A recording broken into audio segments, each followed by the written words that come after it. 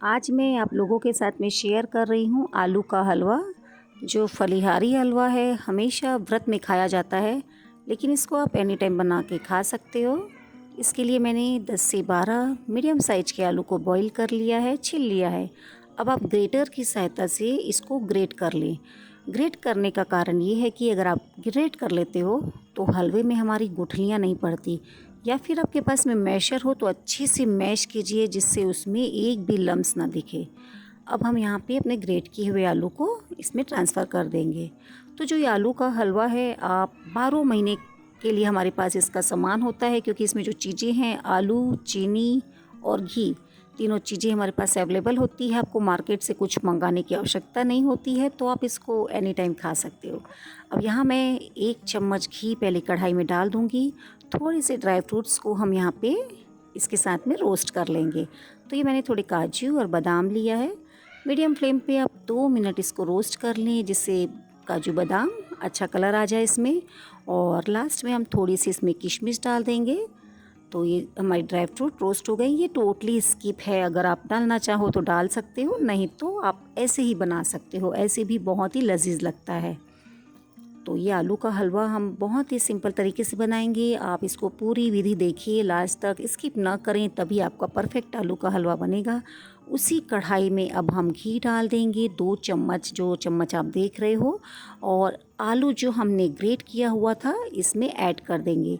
यहाँ पे आपको गैस एकदम मीडियम रखनी है, तेज बिल्कुल मत करिए, क्योंकि आप इसको मीडियम फ्लेम पे ही इसको गुलाबी होने तक हमें पूरा इसको भूनना है आलू को, जब तक इसका कलर एकदम बादामी कलर नहीं आ जाता। तो ये जो मिठाई है, ये हलवा है, थोड़ा पेशेंस ज़रूर लगता है, लेकिन बन के बहुत ही टेस्टी तैयार होता है।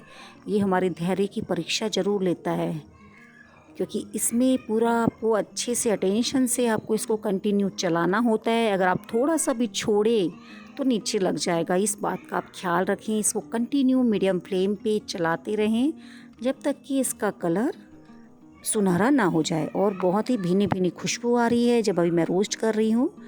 और यहाँ पे हमारा रोस्ट हो चुका है। मैंने आधे से कम इसमें डाल दिया है मिश्री पाउडर।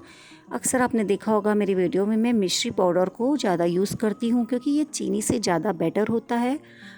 और ज़रूरी नहीं है कि आप यही यूज़ करें, अगर आपके पास में नहीं है तो आप पीसी हुई चीनी यहाँ पे डाल सकते हो। और मिश्री पाउडर डालने के बाद अच्छे से हम इसको चला लेंगे। और देखिए ये कलर बहुत ही प्यारा आ गया है। तो आप एक बार ज़रूर ट्राई करें। ज़रूरी नहीं है आप इसको व्रत में ही खाएं, कभी भी बच्चों का मीठा खाने का मन करता है या गेस्ट आ गए हैं, आप फटाफट आलू उबाल के आप बहुत अच्छा डिज़र्ट तैयार कर सकते हो। और ये देखिए हमने जो रोस्ट किया था अभी ड्राई फ्रूट को, उसको इसमें डाल दिया है। बहुत ही ज़बरदस्त है खाने में। तो देखिए ये हमारा आलू का हलवा एकदम तैयार हो गया है।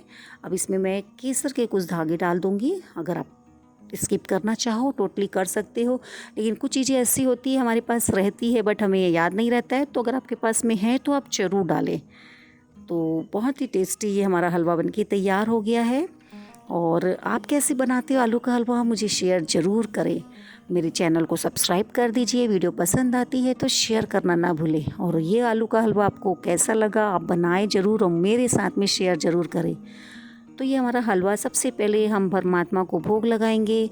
आप जहाँ भी अपना प्रे करते हो वहाँ पे आप एक कटोरी में डाल के ले जाएं, वहाँ पे 10 मिनट के लिए बैठ जाएं, आपको बहुत सुकून मिलेगा। और जो पावर होती है हमारे परमात्मा की और हमारे मन की शांति की, पूरी हलवे में आ जाती है। उसके बाद में ये हलवा कटोरी वाला पूरी कढ़ाई में मिक्स कर दीजिए आप।